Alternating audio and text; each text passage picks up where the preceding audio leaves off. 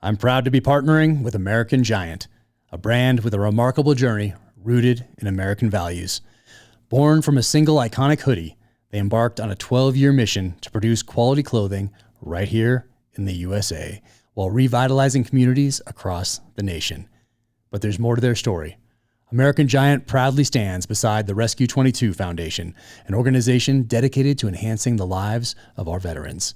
They have crafted an exclusive Rescue 22 classic full-zip hoodie to support this noble cause. Each purchase helps provide a much-needed service dog to a deserving veteran. Discover the essence of American-made excellence, fostering jobs on American soil and preserving the rich tradition of high-quality American manufacturing. Visit american-giant.com/Jack today and unlock an exclusive 20% discount using code JACK at checkout. Join us in celebrating the spirit of American craftsmanship while making a difference in the lives of our nation's heroes.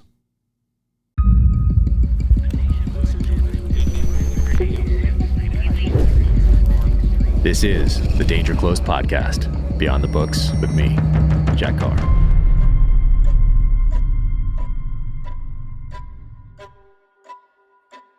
Welcome to the Danger Close podcast, an IRONCLAD original presented by Navy Federal Credit Union.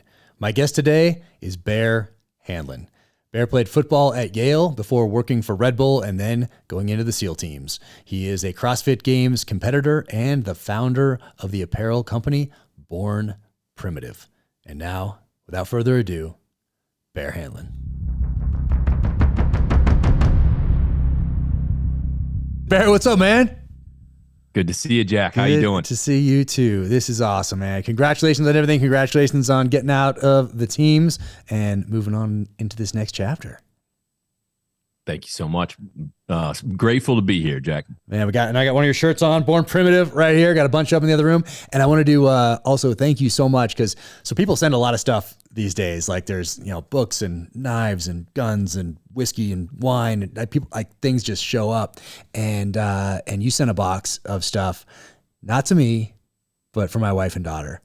And that really stood out. My wife was like, because she's always opening these boxes, organizing things, and it's on a things are kind of focused on this side of it, but you sent a box for her and my daughter with Born Primitive stuff on your women's line and all that, and that really stood out to her. And so I appreciate it. Is what I wanted to say. Absolutely. Well, I'm glad they liked it. Yeah, man. Yeah, she loves it. Yeah, by the way, she loves the stuff. Always wearing it. Really cool. Her friends at tennis and workout are like, "What is that?" So hopefully we're flying the flag. Absolutely. I appreciate it. Yeah, man. So I want to talk about your journey to where you are today with Born Primitive. Did you know when you went into college that you were going to go into the SEAL teams or military in general? What was your path both through high school, college, and then into the teams? Yeah, I think for the military angle, that seed was planted in 8th grade. That was 9/11 for me. Was sitting in class when it happened. And I remember going home from school and just kind of thinking about it. I mean, like, this is what we're doing. Like, there's no questions. This is happening. Obviously I was fired up, a fired up 14-year-old at the time. But that's where I got that itch. And then I was thinking about doing it out of high school. I was talking to, Navy recruiters, and I had the opportunity to go play football in college. So I kind of made a drug deal with my parents. They said, "Hey, why don't you go get this education? If you still got the itch, then you can always do it when you graduate." So I took their deal. I figured if I go play football and have good times, not a horrible deal to take. So I went and did that for 4 years, and then got out of college, graduated, and it was planning on going right in. I ended up getting a lot of family pushback on the career path I was choosing and maybe the dangers that were associated with it. So yeah, because at this point they've been watching the news for a few years, yes, and they've been like, "Oh, okay." And their son just went to not just any college, but I think Yale. Is that right? Yes. Yeah. I went to Yale University, played middle linebacker there for 4 years. Man, what were they hoping that you were going to do?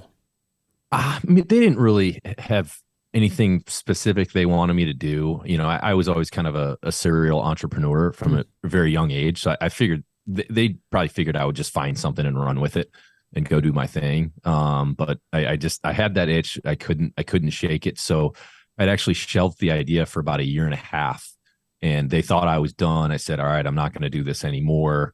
And I had been training with some guys that ended up, going in, and I saw them kind of making their way through the process and kind of getting out on the other side. And it really was, you know, I was thinking about it a lot. I was staring up the ceiling at night, thinking about, maybe what I should be doing. So I ended up kind of secretly started training again. I started going to the pool every morning at 6 a.m. and then going straight over the track and running, and then doing weights at night. And that's ultimately what actually got me into CrossFit. So I had this underground training system going for about 9 months. And then eventually the gig was up with the family. They figured out what was going on when I was going to the pool all the time, when before that you couldn't find me in a pool. So that's kind of, how it came about.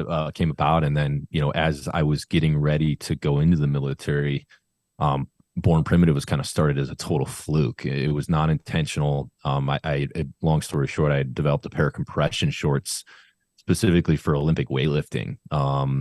For those that do like power cleans and snatch, when you do snatch, the bar can hit your pubic bone, kind of in your hip crease when you go to like explode through the bar. And so I was bruising that area a lot in training. And we were training 3 times a day for the CrossFit Games and really doing a high volume. So it was making it hard to train the next day if we did the same movement. So I took an old football girdle from college and I cut out the quad pads, and I went over to my neighbor who was a seamstress and said, "Hey, can you stitch this pad into the front of these shorts, these compression shorts?" And I sat there with her husband, and we drank a gin and tonic on the back deck while she went in and got fired up the sewing machine and sewed it together. And then that was it. That was the first prototype. So I wore that to the gym 2 or 3 days a week. I would just, wash it a bunch and wore it for that lift. And then guys started commenting like, "Hey, you ought to make that." And I kind of laughed and said, "No one would buy this. This is a very niche thing." Did some research in some weightlifting forums and realized that I wasn't the only idiot that had that problem. And maybe there was, a possibility to solve a very niche need in the Olympic lifting community. So, learned about supply chain, read some books, and kind of self-educated on how to import and get stuff made from scratch, and got some prototypes made, and that's how it was born. That's before the SEAL teams. Yeah, it was like probably a couple months before, but I didn't really give much thought to timing. So I kind of incorporated the LLC, and we start selling these things, and then I went off to OCS like a month and a half later. And Mallory, our co-founder, and my wife at the time, was a dental hygienist full time. So I kind of had to hand this thing to her. She really didn't have a choice of like, "Hey, I'm going to OCS. It's 12 weeks. I'm going to be kind of off the grid a little bit, but you kind of got to run things, in my absence." And then when I got to officer candidate school, is actually funny. One of the guys that was there ahead of me said, "Hey, if you become the class leader, you get your phone. That's the only way to get your phone, because you have to communicate with the drill instructors and stuff and the RDCs."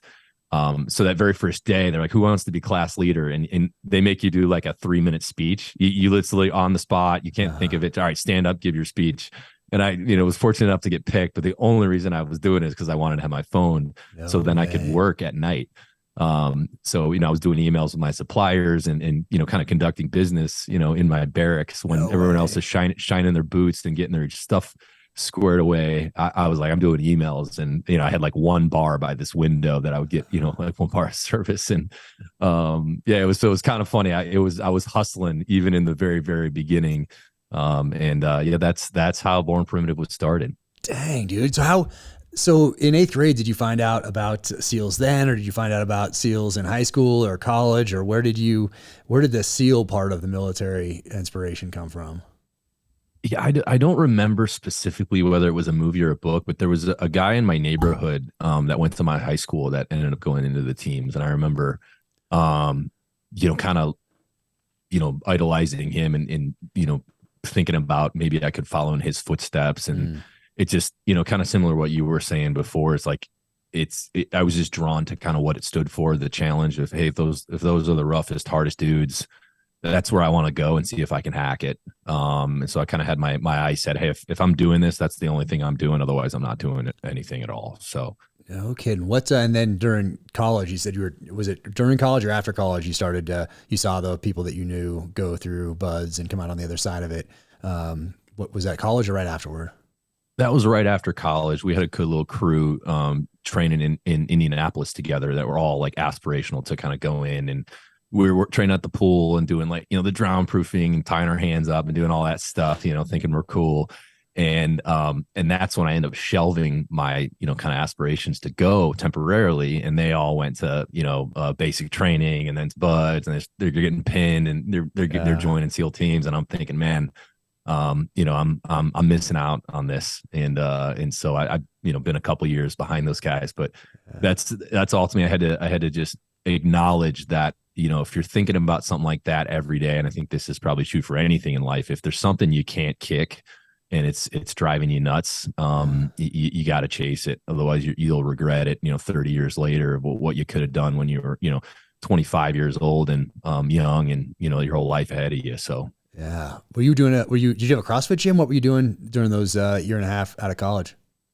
I was, being a football player, I was kind of just doing meathead stuff, big, heavy weights and explosive lifts, hang cleans and stuff. And it's actually funny. But I mean, you weren't just a football player. You were also a Yale graduate. So what are you doing for work? I was working for Red Bull at the time. Okay. I was doing marketing for them, which was nice. super cool. A lot of what I learned there has been huge for Born Primitive, because I kind of learned about like really cool brand marketing and how to build like a brand that stands for something. And so that was cool exposure, a great company to work for. And it's funny because when I was training with these guys, we were swimming and running together in the mornings, and then we would do our own thing at night. And a couple of the guys in these track workouts were just kicking my ass. And we were doing the same track workouts, right? Because we would all do the same workout every morning. I'm like, how are they getting so much better?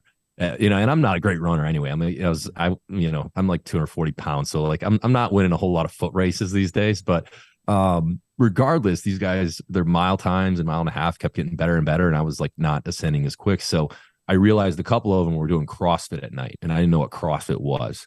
And they said, hey, you should come and just check it out. And from the day I walked in, it was in the middle of one of the CrossFit open workouts, which I didn't know what that was, but it was just pure pandemonium. The gym was packed, everyone screaming at each other when a new heat would go. And the coach was like, hey, he found out a college football background. He said, hey, I'll let you jump into this workout and test it out when normally they wouldn't. And I was hooked. So that's what I started doing at night. And that definitely helped change my fitness, to more endurance and, be able to run and be durable and all that. So it was by total fluke. I stumbled into that gym, and it ended up actually being a very competitive gym that I joined that I didn't realize. I mean, they were sending multiple teams to like the CrossFit regionals at the time. And they had asked if I want to join their competition team to just be an extra body on the weekends. So I would start jumping in on Saturday morning workouts, and then before they know it, they're like, hey, this guy might actually make our team. And then I made their A team, which was a total fluke. And then, we made it to the CrossFit Games that first year I competed, which at the time, again, I didn't really know what it was. I just thought it was a cool outlet for me to compete in something while I prepared myself physically for, military training. So, again, kind of a fluke thing, but a really fun experience. No way. So by this point, CrossFit Games are not just on that ranch in California. They're like in stadiums and stuff at this point, right? Oh yeah. This was when it was out in Carson, which was absolutely epic. We got to compete in the tennis stadium and the soccer stadium there. And I mean, the tennis stadium, it's small, but when that thing's packed, now granted, it was packed because they were waiting for the individuals that were coming after us. The individual division is really what the fans show up for. So we were kind of a little sideshow to warm up the crowd. But it was really cool. And that's when they started introducing like legless rope climbs and they call it the worm, but it was basically the telephone pole that you have to run with. And that was the first time that was introduced. And now like they use it all the time at CrossFit events. So it was a cool year. I think that was 2013 CrossFit Games. Oh man. Wild. So you go into the military the next year then? Yeah. I went to Officer Candidate School June of 2014. Where was it for you? Was it Florida, or was it back up in Rhode Island or something? Up in Rhode Island, yeah. Okay. Mine was down in Florida. I think they were renovating Rhode Island, so everybody went where the aviators went for my year, for a couple of years there. But so you do that, and you're right out of OCS to Buds.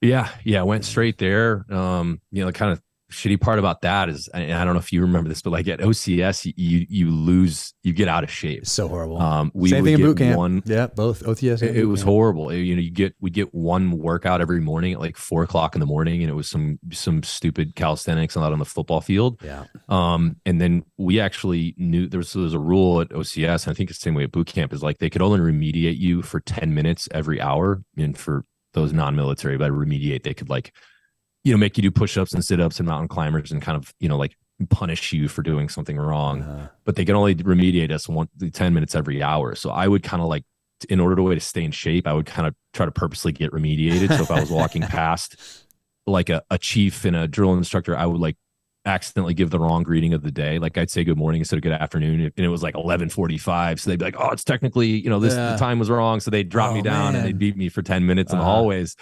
And that's how I would kind of stay in shape. But even with that, when I got out there, it was like, I had not gotten to train, before you get to OCS, you're training 3 times a day, you're getting massages, you're at the pool, you're eating perfect. Like you know what I mean? You become a specimen to get ready. And then you do this 12-week thing where it's like, all right, I got to get out of shape. And then before you go to the biggest, trial of your life. So that was an adjustment. It definitely took me a few weeks to get my legs under me, which was no bueno when you're running in that soft sand. Nope. I totally remember. And then the food at OCS and at boot camp both are awful. I blocked out most of boot camp and most of OCS in my mind because it was so useless. Like I'm like, okay, boot camp, just got to get through this to get to buds. And then OCS, I just got to get through this thing to get back to my SEAL team.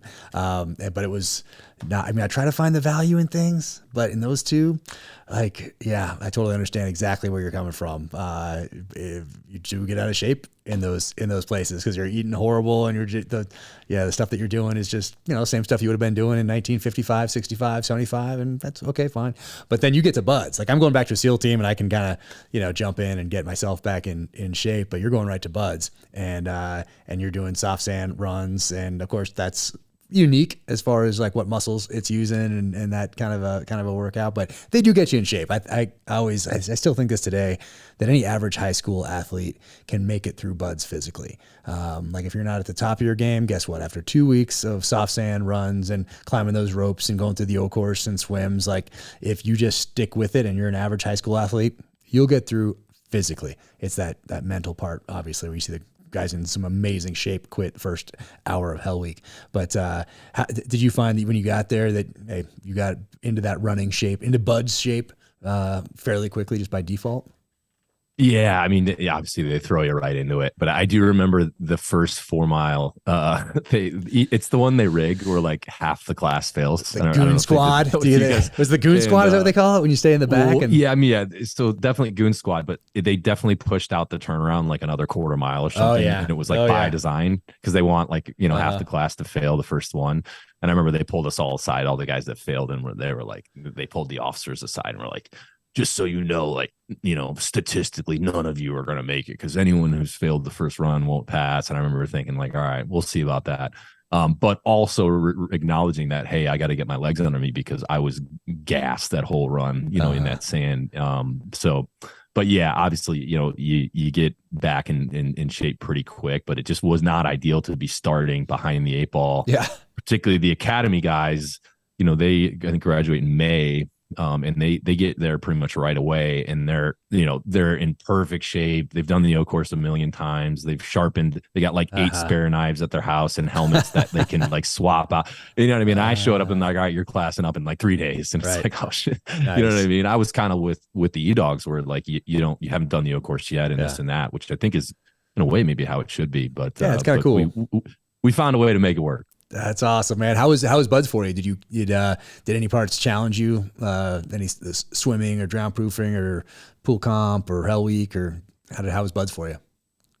I'd say drown proofing was brutal for me. I was a pretty dense dude, and I got like big like legs, so I would sink. I was not buoyant. So when you had to do the float part, that was like fighting for my life, where some of these other guys could just kind of float there and just bob around, and you know what I mean? Where as soon as that part of it, so I had to work on that a ton ahead of time just to be able to have a fighting chance.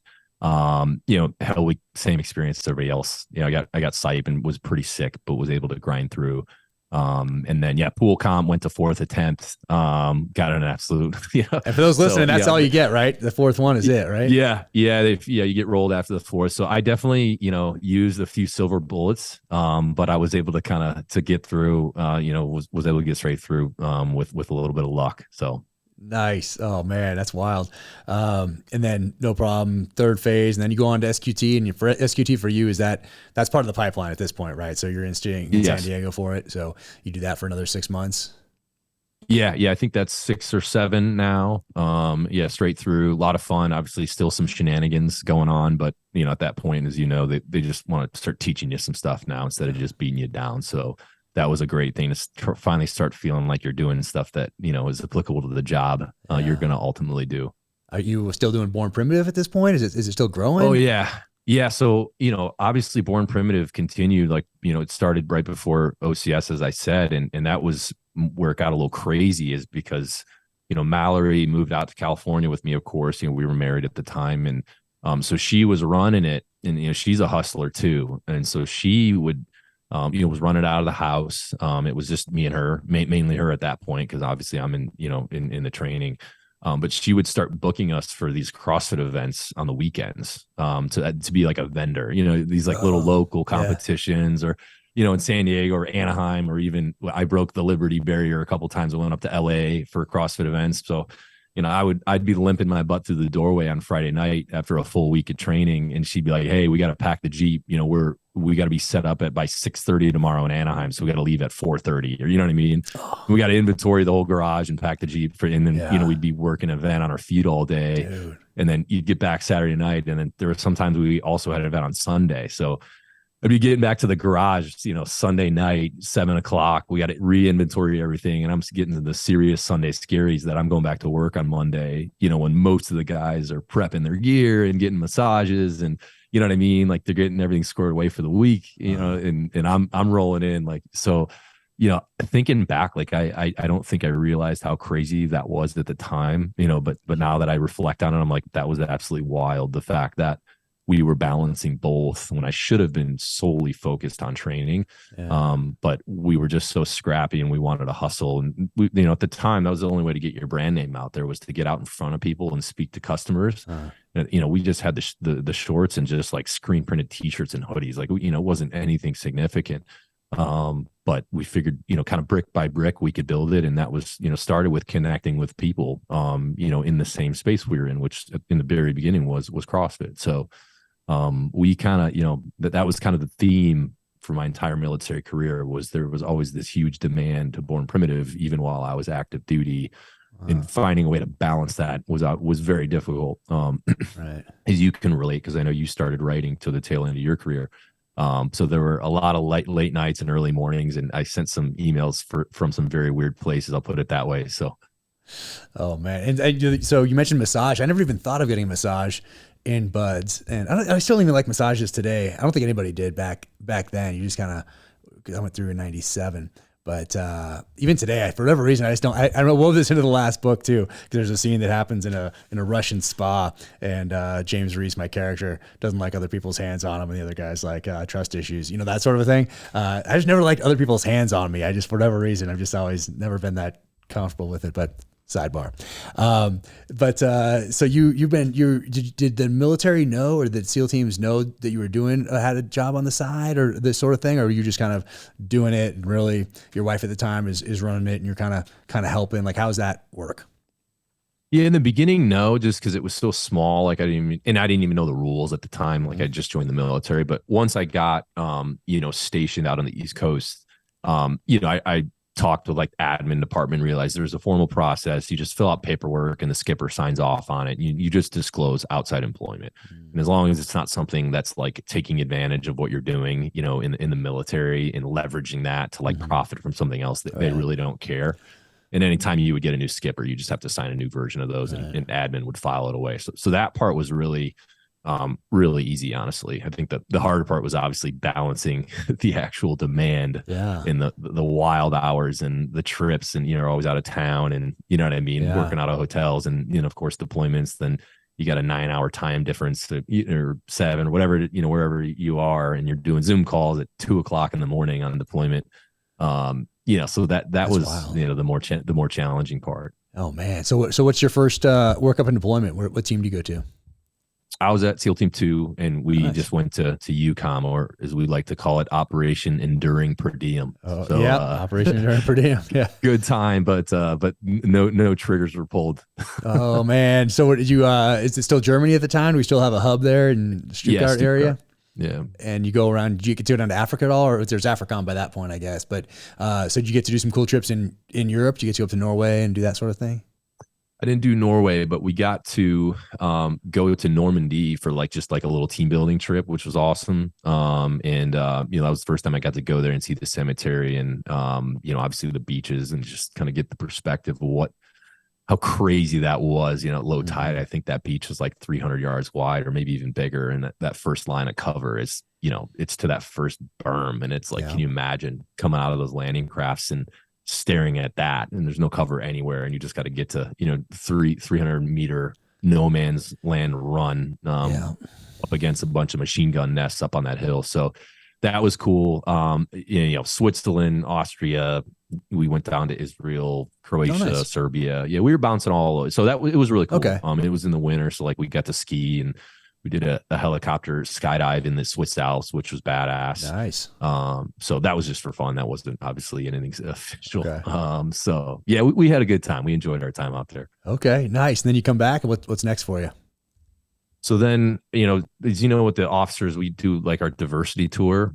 So I went over to one of the boat teams, which was on base. So easy transition there, and was the troop commander for a boat team troop there. And then we ended up going to CENTCOM and pairing up with a SEAL team out there for the second deployment. Oh, nice. Yeah, that's a pretty cool place to go. I think, it's because you're doing something different. You're learning that asset, and now it's such a professional career track for people when they come in wanting to do that and get into those boats. And when you're there, I think you have the CCAs at that point. You have some pretty sweet boats at that point. Yeah. And it was, combatant craft assault, combatant craft medium, I think. Yeah, that's right. Yeah. But those are some serious platforms.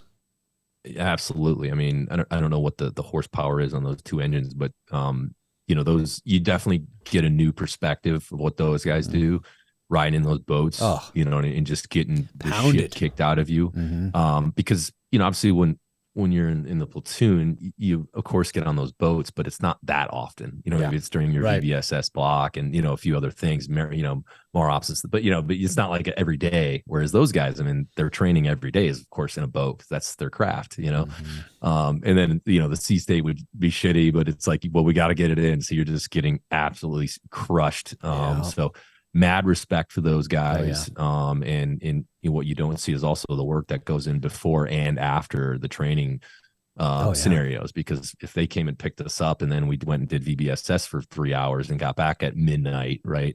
Those guys have to post out the boats for, a couple out, maybe an hour or two. And particularly if something went wrong, and they got to get it ready for us the next day to do the next, you know what I mean? So some of those guys would stay there and sleep in the boat barn. So those guys are awesome. Mad respect. And it was a cool experience for me to kind of see another side of it. Yeah. And get a new kind of leadership challenge. Yeah. We did the shipboardings after September 11th up in the what they call Northern Arabian Gulf, and for the UN embargo. So ships leaving Iraq, like class 3 tankers, dhows, anything, but leaving Iraq, taking that hard left-hand turn towards Iranian waters. And we had just a few minutes, really, maybe I want to say 15, depending on sea state, to get on those things and turn them around in international waters, and then call a prize crew that really knew how to drive these things.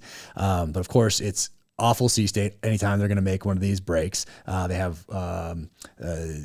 concertina wire, barbed wire strewn about the decks up top, so you can't fast rope. So you do have to come from the water, at least at that time. And for us, we'd be on that Mark V. So those were probably gone by the time you got there, but essentially for anybody listening, like a PT boat type of a thing. And so we'd be on that, at least in the bad sea state. And then when we got close enough, we'd transfer to the rib. But the guys in the rib were on the rib the whole time, just getting destroyed on that thing. And then when we got close enough, we'd transfer over, cross deck over, and then make that final approach, and then climb and get on this thing and turn it around and get it back into international waters.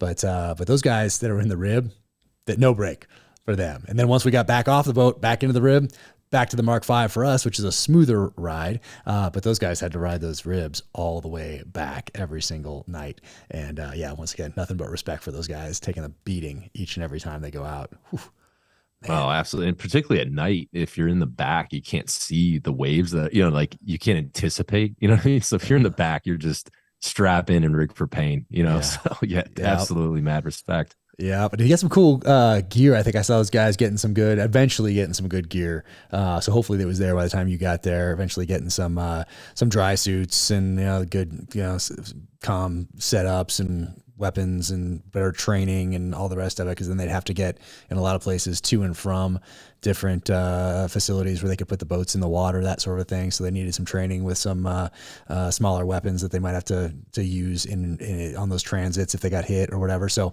it's got really professionalized, I think, from September 11th on. You could see it evolve, which was pretty cool. So that's cool. You got to do that. A little different.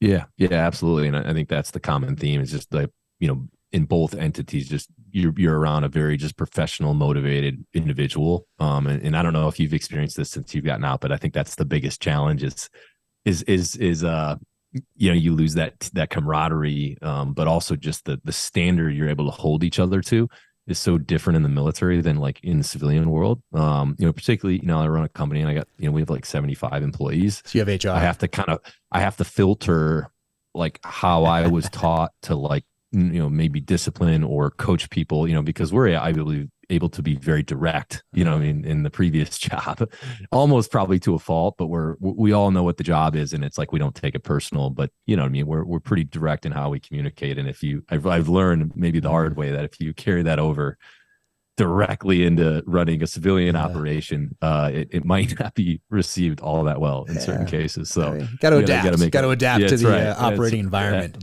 Of course. Man. And so you come back from that one. What do you do after that one? So that was it for me. I was able to do just 2 deployments. I did just under 8 years, but just the way it timed up, I was getting ready to go back and do a platoon, and all the positions were backed up just from the detailer standpoint. And just I had a kid on the way, and the position they wanted to send me to was less than desirable for me. I wanted to get back into the platoon and get back to doing the job. And so I had to kind of make a tough decision. I have this growing business that, I think at the time had grown to have 30 employees then. Wow. I got a kid being born in a couple months. Yeah. You know what I mean? My plate was getting really full, and I kind of had the acknowledgement that there's no way I can do all 3 of those things, be a dad, a business owner, and, be a service member and do all of them well. I think I said best case, I can do them all at 80%. And that wasn't an acceptable answer for me. So I kind of had to make that tough call, but it was a great experience. I learned a ton. I wish I had, of course, entered the service at a more optimal time as far as being able to actually do the job. But as timing is everything. You can't control that. You got somebody else calling the shots of when the job can be done, and you just got to make the best of your situation. So, no regrets at all. Still keep in touch with all the guys, and so much respect for what they do, and particularly the ones that have actually done the job. But for a guy like me, compared to people like you, Jack, and the guys that have served during the thick of it, I haven't done a goddamn thing, but still very proud to be a part of it. Man, you stepped up and did it, and got 2 awesome deployments out of it, and it shows. Like, for you to be able to make that decision, prioritize and look at things logically, and realize that you were giving 80% to a platoon like that, and then say, okay, that's not acceptable. And to make that decision, because I think a lot of other people might have tried to juggle and seen all 3 completely destroyed. Yeah, absolutely. And I had to have that honest talk with myself, because I am very type A, and oh no, I can make it work. But it's like, all right, you're barely making 2 work now, because that last deployment I was spending, between midnight and 3 or 4 a.m. That was my Zoom call time with my everyone back in the States, because they would be during the workday. So I was like, oh, perfect. I'm basically can still be CEO. It doesn't matter that I'm 9 time zones away. And I can still do the weekly calls with like my ad agency and all that. So like my battle rhythm wasn't changed. But then you're, you're dragging ass the next day because you got 3 hours of sleep when everyone else was playing video games and getting to bed at a reasonable hour in their hotel room. And you know what I mean? Yeah. So I was having a little bit of a different experience with it. But again, I mean, that's what you got to do. I think, you got to be a little scrappy. And I think sometimes that's what it takes. Yeah. How was growth during that time from, let's say, OCS, Buds, SQT, First Platoon? What is growth of the company looking like during this time? Yeah, so it was obviously started really small, but the cool thing was, the goal was, and this is just a simple goal that I set out with giving it very little thought, but is we need to double every year. And that's the goal. And I set kind of an arbitrary goal for the first year, and we hit it like by $6,000. We barely made it. So we said double it. And that's what we continued to do every year, which was pretty neat. And we finally, like the last couple years, of course, it gets harder and harder to double as things are, that becomes bigger. Pretty exponential. Yeah. The last couple years were like maybe the 100% growth thing was less realistic, but yeah, for the first 8 years, we were able to double it. And so at a point, it kind of became, okay, this is, I think, a real thing. This isn't some side hustle anymore. And we probably waited a little too long to like really realize that. So the first 5 years, it was just Mallory and I running it. So it took over the entire house. Every guest bedroom was full to the ceiling with boxes. Yeah. The entire the garage was our fulfillment center. So we would do orders at night. We'd have to restock everything, and you'd have to go up to the guest bedroom back corner and find some random, because you'd have to restock the shelves in the garage, and it just became totally nuts. And then we kind of finally realized, all right, I think we can delegate some of this, you know what I mean? And that's when we hired our first employee, and I think it was July of like 2017. No, 20. I think it was later than that, but it was somewhere in there. And then before we know it, we started building out a nice little team.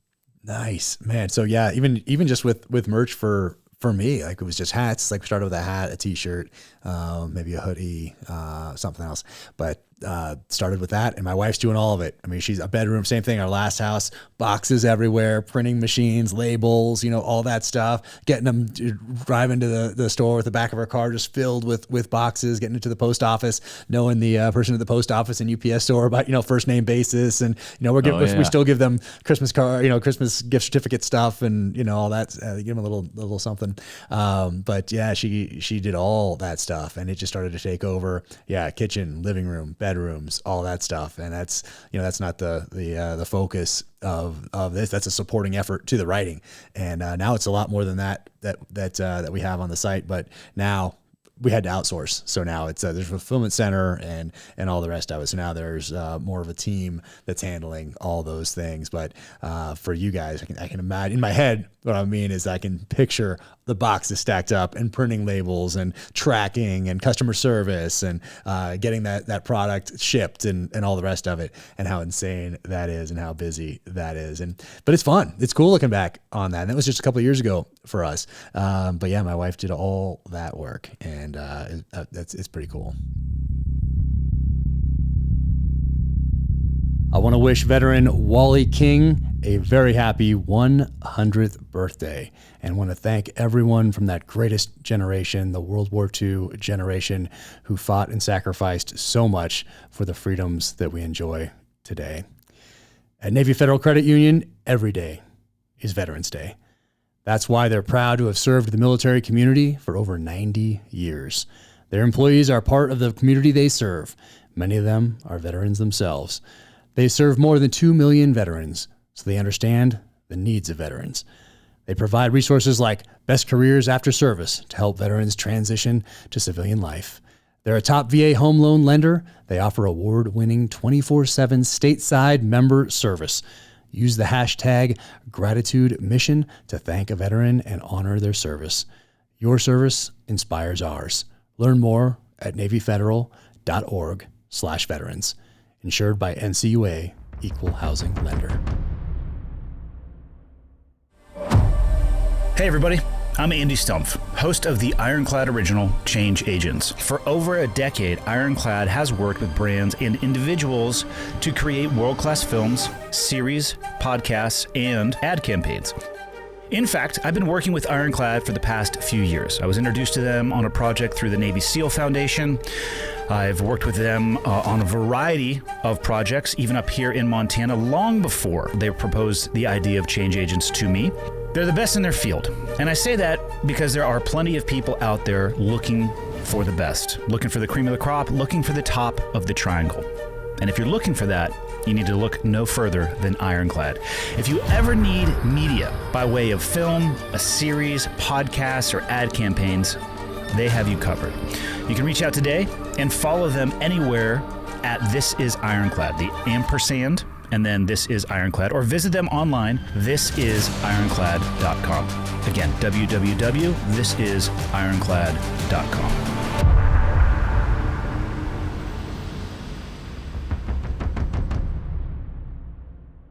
I think it makes you appreciate it, right? And I think it's good to kind of be to go through that part of growth. And I think one thing I've tried to instill in the team here is, obviously you have employees that come in like the last 2 years. We get this really nice office building. It's air conditioned and it's like soundproof because the F-18s fly overhead. Oh, wow. So like it's just a really nice place. Where the last place, it was right in front of the runway where the F-18s would come in on final.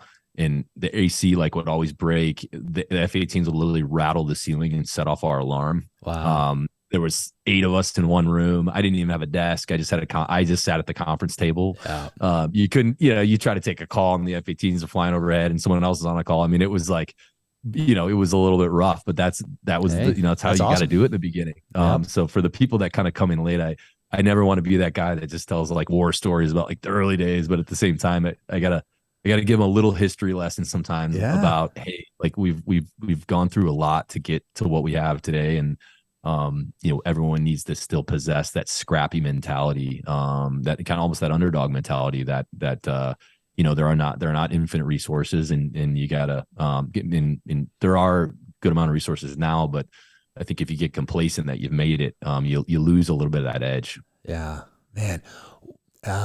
What have you taken from, whether it was college or CrossFit or your time in the teams or lessons from business, either in the early days or from yesterday, that you're applying going forward as you grow Born Primitive? What are some of those lessons that you think about as part of your foundation, or that you pass on now that when people are getting out of the military or just people in business ask you for some advice, what do you pass on to them? Yeah, I think for me, I was really fortunate to have just a lot of great mentors along the way. My parents are awesome. They gave my brothers and I just a great upbringing and set a lot of positive examples for us. And then playing sports my whole life, there was always just a lot of great coaches that acted as mentors for me. And I think every phase of my life, I had that. And as you mature, you kind of take little tidbits of different people that you kind of liked about how they led, and little by little, it starts forming your own style of how you lead. And I think, and then obviously, when I got into the teams, there were so many great dudes that I got to kind of, observe and kind of see how they did it, and so many good lessons taught that way. So, when I got, as a business owner, it's kind of just a big, kind of blend of all of those things over the years that I've been able to kind of take from each individual. And it's definitely still a work in progress. I do acknowledge that coming from, the military into a civilian workplace, like you do have to kind of change and adapt your style a little bit. And there's definitely moments where like the guy who was raised by middle linebacker coaches and then guys in the SEAL teams comes out, it's very apparent like who my mentors were and how they, what I mean, communicated. And then I got to realize, okay, these people maybe don't have the same background and maybe some of the intense experiences that I've had in those environments. So I got to tone it down a little bit, but I think just being able to lead by example, and Mallory and I were able to do that by kind of setting the foundation of the company, in those first 5 years before anyone even came on, and just making sure, everyone's rowing in the same direction and knows what the organizational goals are and just what the standard is, and holding everyone to that standard. Yeah. Was it Born Primitive from the beginning? Yeah, so it actually wasn't.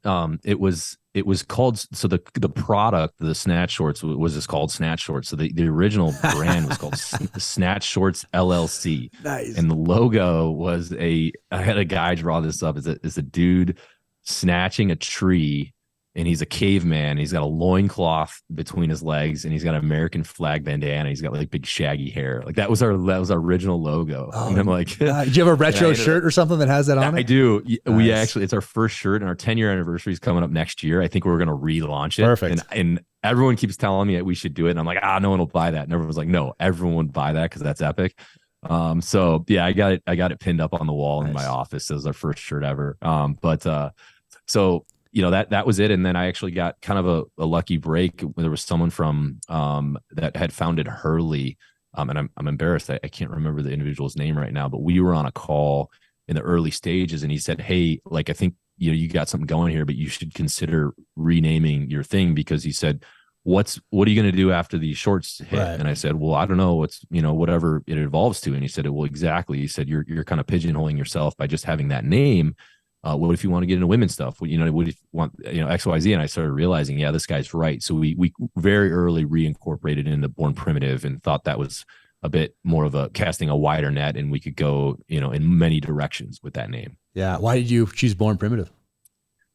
So my brother was one of the early, founders with me. He's kind of a silent partner, but him and I and Mallory were kind of chewing on, like, I wanted to find something that embodied like the innate, like savage, like instinct that we had, like, way back in the day, like when you actually needed that for survival. Mm-hmm. And I think, like, today, modern day, we've all been domesticated. We have these modern comforts and iPhones and air conditioning, things like that. That you lose, you've definitely lost a lot of that. And of course, like, part of that is natural. Like, I don't need to go like hunt for my food, or I won't eat tomorrow. You know what I mean? And go to the grocery store and buy it tonight. But I wanted the brand to be about fitness, mm-hmm. and getting after it. And I thought, when you're really hammering a workout and getting after it, you tap into that instinct, whatever that is. You almost feel it. And I think you feel it in sports, like if combat sports or contact sports, like in football, I felt like it unlocked that instinct that I know is in there. So we wanted to come up with something that kind of embodied that. Okay.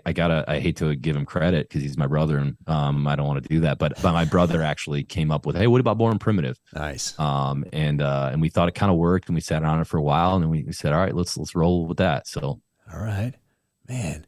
And then what did you take from Red Bull, or what have you learned along the way as far as building this brand, and making people aware that you exist and that the product is as good as it can possibly be, and how that contributes to growth and goals and all that? What are your lessons on marketing, or what's your perspective on that sort of a thing, marketing, advertising? Yeah, I think the biggest thing with Red Bull that I learned was that they established like what the brand pillars were, and every employee like kind of knew those things, right? And everything had to eventually resort back to one of those pillars, or like they weren't going to do it. And so I think as far as like being consistent with your message, that was a big thing I learned from them. And also just like seeing how much they push the limits of marketing. A lot of brands would just pay to be a title sponsor of an event, and it's like the Visa presents, whatever event, right? Or, American Express, and they just put their title on it and they cut a big check. Or Red Bull was like, no, we want to produce our own events, and they literally will be a Red Bull owned property. And then we will own all the content. We'll license the content. It'll be a huge marketing initiative because it'll get tons of visibility. So I think they were one of the first to be like, well, no, one of the examples was called Red Bull Crashed Ice, and envision like a bobsled track through a city, except you put like hockey players that race down it on ice skates with bumps and curves, and like it's contact, and you know what I mean. And so they would go into a city and say, hey, we want to shut the city down for a week and build this like basically a bobsled course, and we're going to race guys down it, and we'll shut the city down, and we'll film it, and it'll be streamed on ESPN. You know what I mean? So it wasn't like, oh, there's this event, let's go sponsor it, that's cool. They're like, oh no, we're going to build this from scratch, and they would come up with the event idea. And then I don't know if you remember this, when they jumped Felix from the stratosphere, it was called the Red Bull Stratos project. And I was an employee when that happened. And that was just so wild because, you know, NASA started getting in the mix because they realized what Red Bull was doing, and they thought maybe they could extract some SOPs from like if an astronaut had to like bail at like 120,000 feet in the atmosphere. So to witness that and then to watch it happen like live stream when you're like, I don't know if we're going to witness a guy dying on live, you know, YouTube right now. But so I think it just opened up my eyes to like, this is honestly the pinnacle of how it's done. But brand consistency is a big one, knowing what you're all about and then staying true to that, which is something, you know, Born Primitive, I think we have done a job of. We've stuck to our guns from the beginning of what we stand for. And I think it's a big reason why people have become so like diehard about the brand over the years. Man. So what, when you're watching that happen, didn't he up there in that strategy? Do I remember that it was a little off, like the jump, like you went off a little bit out of an angle that wasn't expected. And everyone's like, oh my gosh. And it ended up working out for anybody who hasn't seen it yet, but. Yeah, no, I think he was slightly off a little bit on the exit, but a cool like backstory from this. And I didn't get this told firsthand, but Felix was telling the story because they did a test jump at like 102,000 feet, and he went up in the capsule, the whole deal. And obviously, like anyone who's skydived before, like you immediately get that relative wind when you leave the aircraft, right? And you feel it, and and then as the relative wind changes, you can move in the air and turn and all that stuff, right?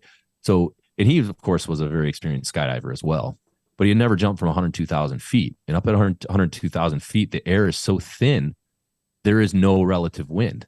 Like no matter what, even if you're going like terminal velocity, you don't feel any relative wind yet because it's so thin, right?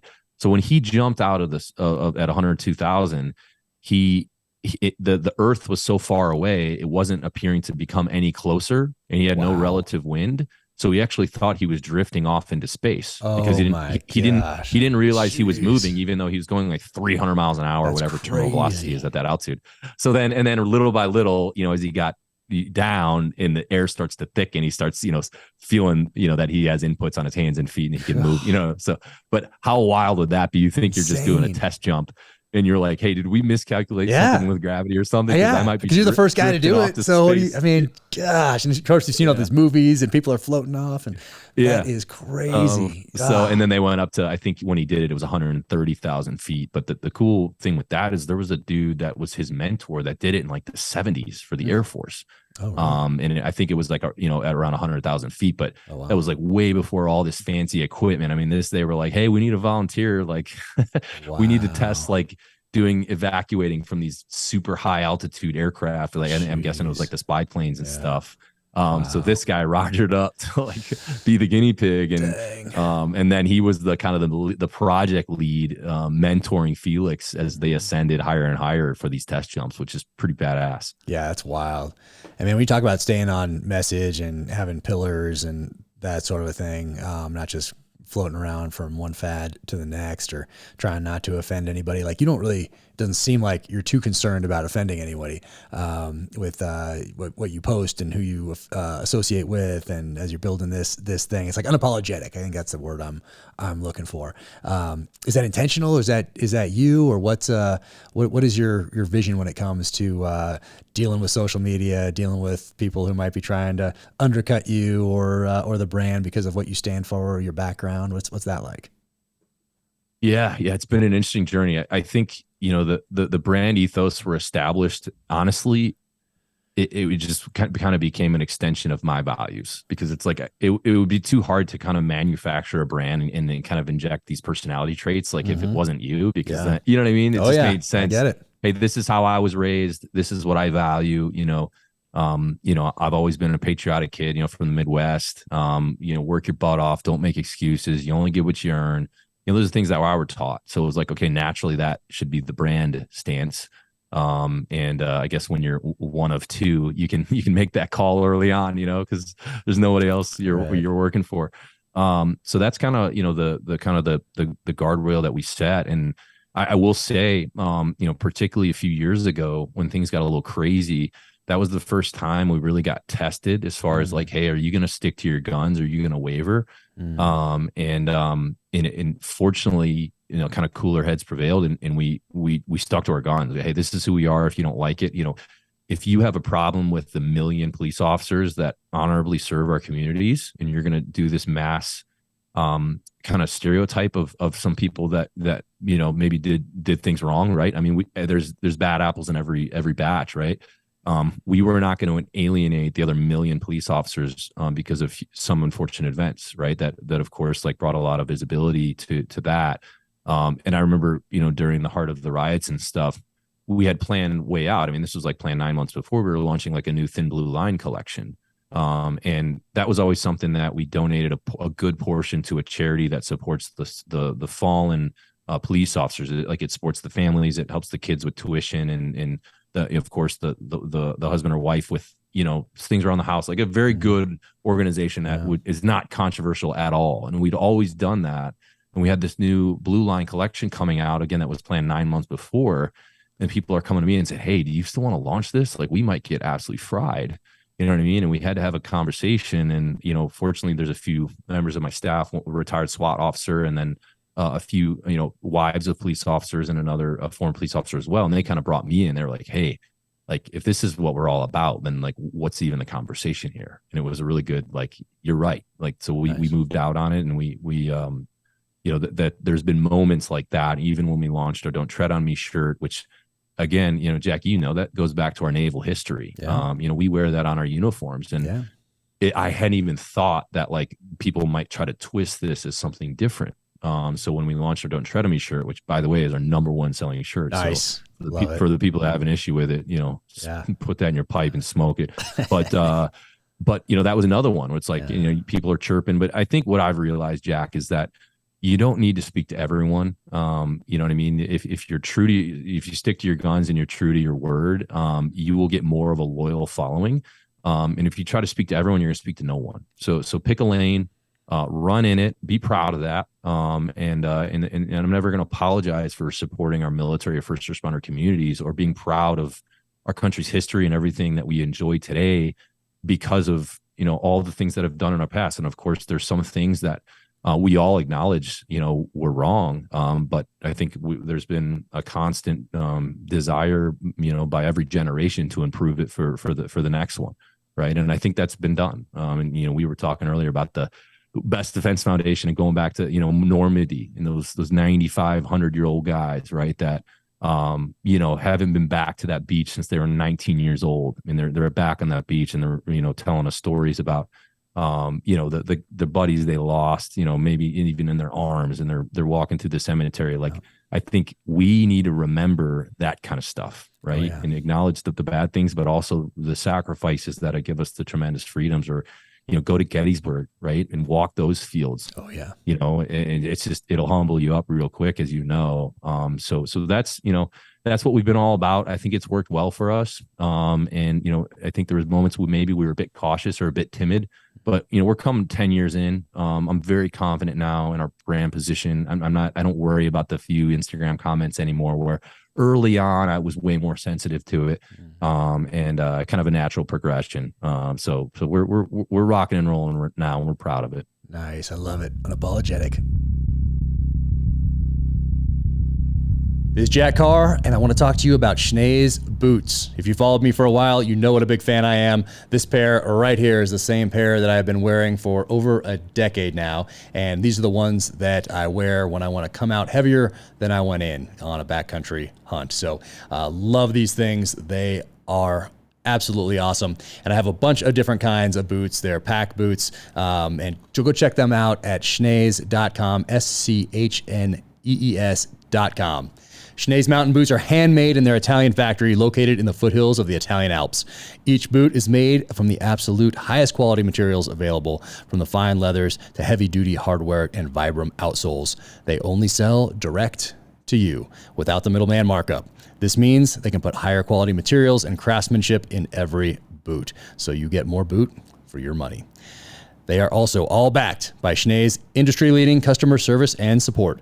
When you call them, you'll talk to someone right there in Montana that actually wears the boots. So be sure and give them a call. They have a lot of options out there. Find the right boot for you. Definitely check them out. If you head over to schnees.com, SCHNEES.com, you can score up to 30% off your new pair of mountain boots. You heard that right. You can save 30% off any pair of regularly priced Schnee's mountain boots. Use promo code JACK Jack23, Jack23. That's schnees.com, SCHNEES.com.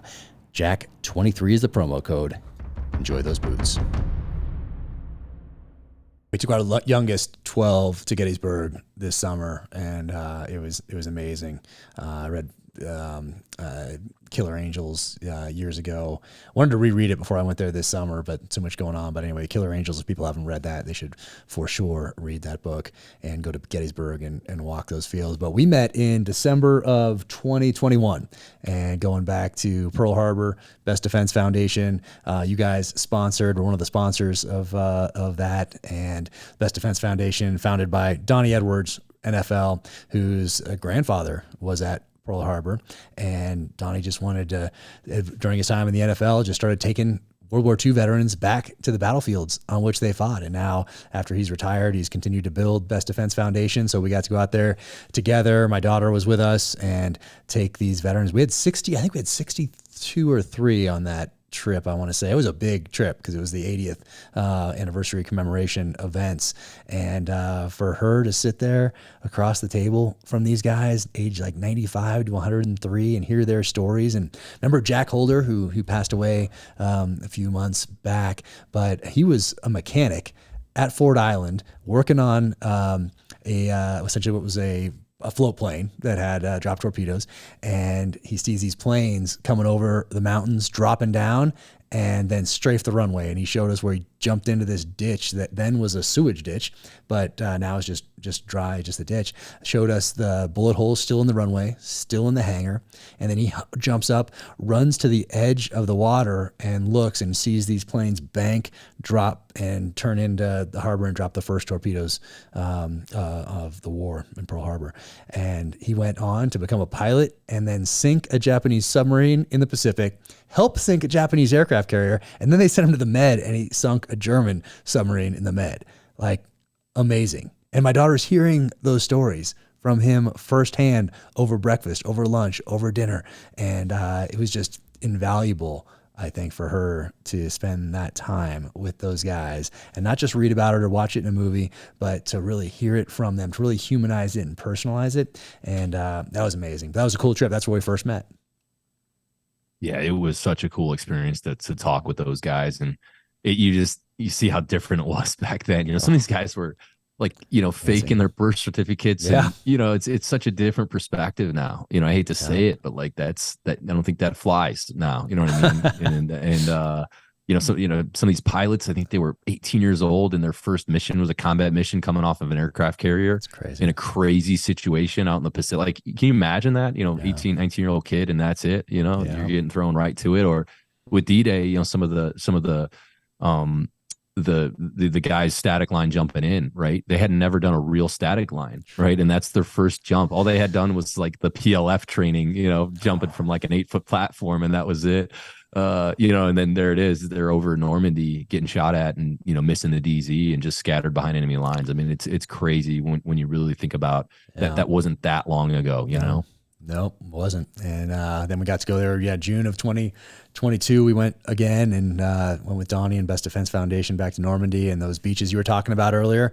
My daughter is standing there next to an old World War II Jeep, and they're all lined up there on the beach. And she's standing there next to a guy who's sitting in the passenger seat of one of these World War II Jeeps, looking at the beach, where he was one of the first guy out of his landing craft to run up the beach. And he's telling her this story, and I have pictures of him. I'm trying to sneak some pictures, not interrupt, but sneak some pictures with my phone, and just see her just nowhere else. She's not thinking about her phone. She's not thinking about friends or school. I mean, she is right there, and you can tell the way she's looking at this guy as he's relaying this story to her generation, to her. And it was really special. It was really cool to see. And then she got to give a speech at the cemetery, and so did a lot of the other World War II veterans, but she gave one of her perspective from her generation. And it's just really cool for those guys to have a touch point with her generation and for her to have a touch point with them. And life changing. So thank you. That was a long way of me saying thank you to you and Born Primitive for being such a strong supporter of Best Defense Foundation. And I know they're not the only ones that you guys support. So thank you for all you do there. Absolutely. Yeah. When Donnie's crew emailed us a few years ago, I get a lot of random emails that I'm not able to respond to all of them, but that one stuck out when they told me what their mission statement was, and what a cool and unique thing that they're doing. And of course, the heroes welcome they give them with the water cannons, and Amazing. at the airport they got like the marching bands. It's such, and all the guys they're all uniforms, which is super cool. They do the gala the night before. Like it's just so well done. And those guys for 6 or 7 days are just, they're just ecstatic to be a part of it. And of course for us, we get just as much out of it as they do, because we get that kind of reflection on what it all stands for, and the people that have gone before us. Yeah. And it was really cool because you were still in. You had like a month left maybe or something at that time, or I think I was just on the tail end. Yeah. Tail so end. I was still, because I remember at the ceremony, I wore my uniform. Yeah, you had the uniform on. So for those guys to see you in that uniform, especially you, so if anyone's is listening and not watching, Bear is a specimen of a human being. So for them to see you like this Thor type character with a trident, on right there, like that was really special for them to have you in uniform there with them. I could see that. That was really special for them, and I know for you as well. So that was pretty cool. But speaking of Bear, where did Bear come from? It's just a nickname from a super young age. I think I started getting called that when I was 3 or 4 years old from my parents. So that's kind of my name, unless I'm in big trouble. Nice. Tim is my real name, but 99% of the time, God willing, it's Bear. So, but nice. yeah, that's really fitting then. Thing. That's it's super fitting. So that's a very early age. 'Cause I thought like it was like you, hey, this kid, Bear. He looks like one at age 0, essentially, 1 minute. Okay. Gotcha. Early on. I love it, man. That is wild. So it's workout wise. So you got, cause with this, are you just doing your own workouts these days, or do you guys have some sort of like it seems like a natural thing for you to have is some sort of a workout component? I know you're doing some stuff with Kafaru and Aaron Snyder over there, but what's the connection to the workout world at this point, or to the training side of the house? Well, training side of the house for me personally, I just kind of wing it. You know what I mean? I kind of take a hodgepodge of kind of the stuff I did in the football days and some of the CrossFit stuff, and do a somewhere in between on that. I probably honestly should get on some real programming, but I've been around it long enough that I can get by with just walking into the gym and kind of knowing, all right, I haven't done squats in a while, so we'll do heavy squats or this or that, or I'm gonna get my heart rate up today to get my metabolic conditioning in. So, but not to say that's like the right way to do it. Just given my time constraints, I got to get in there and get out and just try to hit it 5 days a week, and honestly just try not to get out of shape. But from the apparel side, obviously the core of our brand started in fitness apparel, so probably still 60% of our stuff is around getting in the gym and getting after it. And we've branched out to athleisure apparel, and then with Aaron Snyder we have Born Primitive Outdoor now, which is awesome. Extended field stay gear, so base layers, mid layers, outer layers, puff jackets, all that stuff. And then we're launching Born Primitive Tactical officially here next month. So nice. I was sick of getting issued op camis that were not legit. And the guys were always bugging me that, hey, why don't you do this? And of course, I was still active at the time, and we were only fitness. And I was like, man, I'd love to. I wouldn't know where to start. I don't have time for this. So on the tail end of getting out, I kind of realized, hey, I want to take a run at this, because obviously being the end user, I think I can design it well. And then knowing about apparel, if I combine those two, I think I can, we could put out a pretty cool product. And we also had the benefit of having a bunch of guys that could test it and, give us, really, honest feedback on, hey, change this, or hey, this pocket needs to be here, or this and that, or, you know what I mean? Oh, this pocket won't fit a dip can, so it's gotta be wide, or, like little things. That's like important, that, right there. Like, okay, yeah. Like these are important features that maybe the big brands, that maybe have some guys pretty far removed from wearing kit every day and kicking doors and are missing. So we saw that as an opportunity. So we're really excited to be launching that next month. So.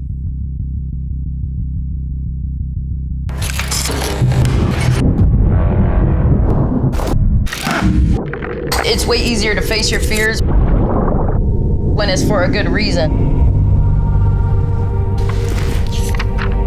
Every day's a gift. I mean, honestly. To our fallen brothers. You want to pull down here? You have to have a short memory when you do good and a short memory when you do bad, because tomorrow's a new day. Yeah, your military's great, but to turn out to be a good person, that impresses me more. And when you do, make that correction. This hand's pulling and this hand's like punching. Like all I wanted as like a kid was just like a lock on my bedroom door. Every single nick on this thing, every single chip, like right there, is a story. There's 1,000 years of development in that ass. He goes, you got a huge hole in your back.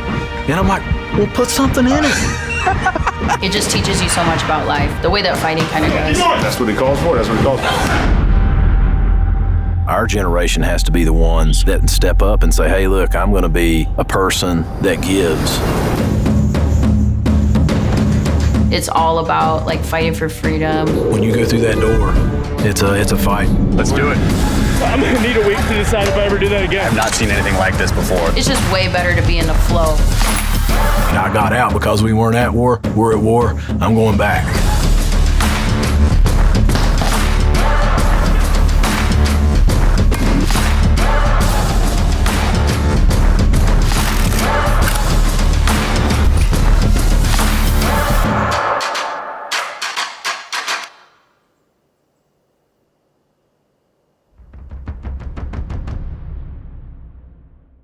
Man, that's why didn't you? That's a lot that you have going on. Like that's a lot of product. The fitness side of the house, for men and now women, and now outdoors and tactical and apparel lifestyle. Like that's a lot of different apparel going on. Yeah, the way I saw it, like fitness was our core, but by expanding into Born Primitive Outdoor and Born Primitive Tactical, it allows us to unlock audiences in new areas, right? And of course you want to be a little careful, like building a business by doing that too quick. But we were at like the 8-year mark, and I was like, all right, we've locked this down, and we need to open up additional avenues of customers. And that was kind of a very deliberate decision. And then also that I left out was we're launching our shoe. Oh, nice. And so I think September 14th is the launch date. So that was a long time coming. And again, it was one of those things I always wanted to do it, but since I was active duty, I was like, that is such a huge undertaking. And a shoe is such a technical thing. I was like, until I kind of find a subject matter expert that I trust that can help me design this, like I'm not even going to take a shot at it, because I feel like a shoe is one of those things you get one chance. And if the first one sucks, like people aren't going to come back and buy the second version. Right. Man. So after, we've been at that for about 2 years. And we actually, all the employees and some people we got the batch in early. So I've been wearing it for the last few weeks and training my butt off in it. And I'm so stoked that I think we nailed it, so that hopefully, we've entered into another vertical with footwear as well. No kidding. And man, so it's a shoe for the gym, or what's the shoe? Yeah, kind of a cross trainer, meant to be for the gym, but I wanted to also design it in a way that if you wear it outside the gym, you're not going to look like a total dork. You know what I mean? So, whereas some gym shoes, like not the case. But yeah, meant to be, cover if you're just doing normal strength training, that's totally fine. But if you're doing something a little more dynamic, or doing track intervals or box jumps or burpees, anything else where you're moving around a little bit more, it'll accommodate for that. I hate the fact that I used to have to change shoes when I would go to the gym. I would do my strength training, and then I'd go to a conditioning workout or a track workout. I'd have 3 pairs of shoes in my gym bag, and I said, let's try to create a hybrid that can cover down on the different disciplines. Man, that is awesome. And what's ahead? Like, you've been building this thing, and you got the outdoors, you got tactical, you got the shoe, you got all these things going on. Like, when you look at the next 10 years, as you're creeping up on this 10 years, what's ahead for you and for Born Primitive? Well, I think, definitely since outdoor and tactical are still kind of in their early, infancy, or, tactical technically launching next month, that, we're going to give those a lot of attention and help them grow. And obviously the Savage One, our training shoe, kind of those are, I think, our 3 newborns that are going to require a lot of attention. Okay. We're going to try to get into some government sales for the tactical and outdoor stuff, which is a huge opportunity. There's a lot of demand, obviously from the military and law enforcement side of the house that needs good gear. So to get in that lane opens up a huge opportunity. And we'll probably run with that for a while. We were entertaining taking on our first ever investor this last year, and the deal market kind of got crazy. And so I think in the next few years, we'll definitely entertain, maybe taking on an investment. But, one thing I'm really proud of is, we bootstrapped this whole thing from the beginning. And I'm realizing that pretty much every brand we compete with has raised money 3 or 4 times. And, some of these brands that we compete with have raised over $100 million to date. So it's, it's like, man, imagine what I could do on the marketing front if someone had given me $100 million bucks, you know what I mean? Yeah. So it kind of goes back to, I think, the DNA of the brand that, maybe we didn't have massive financial resources in the beginning, but we were scrappy and we found a way to, to achieve some traction. And now we're kind of standing there right there with some of these other brands that, now these founders probably own, 5-10% of their own company. Yeah. And we're still 100%, family owned, which is pretty sweet. And we answer to no one. That's another big thing is a lot of these brands, hate to say it, you start seeing them do some weird stuff that might look like it's counter to their DNA, and you're scratching your head saying, hey, what's going on here? They used to be like this. And what that is now they're getting influenced by the private equity guys that are now on their board seat and telling them they have these mandates if you're doing X, Y, Z. So, I think that'll be something we'll want to navigate in the next few years. There are a lot of good that can come from those investments with finding the right partners that can put you in touch with the right people and be a strategic partner, not just, giving you money. So, that'll be a big one for us, but yeah, just to continue to do what we're doing and hopefully, acquire customers, build out these new platforms, and in the process, staying true to who we are. Awesome, man. Awesome. And it's bornprimitive.com. People can go and link to the socials from there. It's Born Primitive on Instagram, right? Very simple. Yep. At Born Primitive. Man, fantastic. But man, thank you for all you do for our veterans, particularly our World War II veterans through Best Defense, what you do for military right now, active duty and veterans, firefighters, police officers, first responders, and staying true to those core ideals and tenets, and true to yourself as well. So it's a great example for people that are starting businesses, whether they're coming out of the military or law enforcement or not. But man, appreciate all you do, brother. And I'm fired up for what's ahead. Absolutely. And likewise, I'm fired up to see what you got cooking over there too, Jack. So thanks so much for having me. I really appreciate it. Of course. Hopefully we'll link up in person again soon. Absolutely. All right. Take care, brother. I've been a fan of Black Rifle Coffee Company since their inception. I love when veterans leave the military and pursue their passion. In this case, coffee. The coffee is fantastic. And as an added benefit, the company is built on quality, patriotism, and giving back to the veteran and first responder communities. I've been a subscriber to the BRCC Coffee Club for years and love it. My favorite is Silencer Smooth. It gets delivered every single month. The Black Rifle Coffee Club. Being part of the club gives you the power to elevate your coffee experience to the next level. The Black Rifle Coffee Club puts you in the driver's seat. You pick the texture and the roast you want, the frequency you want it delivered, and the quantity. You get to completely personalize your club orders, ensuring that your favorite coffee is sent to your door exactly how you want it, when you want it. Right now, Black Rifle Coffee is offering an exclusive opportunity for new Coffee Club members. Join today and enjoy 30% off your first order when you use the discount code DANGERCLOSE at checkout. That's right, 30% off just for being a part of our growing coffee community. Remember to use the discount code DANGERCLOSE at checkout. Welcome to the gear highlight portion of the Danger Close podcast. This shirt right here, Born Primitive. Check them out, bornprimitive.com. They're a big sponsor of the Best Defense Foundation. You've heard me talk about Best Defense Foundation before, but go check Born Primitive out and Best Defense Foundation, and that's bestdefensefoundation.org. Also, check this out, Badass Workbench, badass-workbench.com. They made this workbench for me, put the cross tomahawks in there, and this thing is solid. So they make a lot more than just workbenches of this size, so be sure and check them out at badass-workbench.com. And Fort Knox safe over there in the corner. Absolutely love that thing. Check out Fort Knox as well.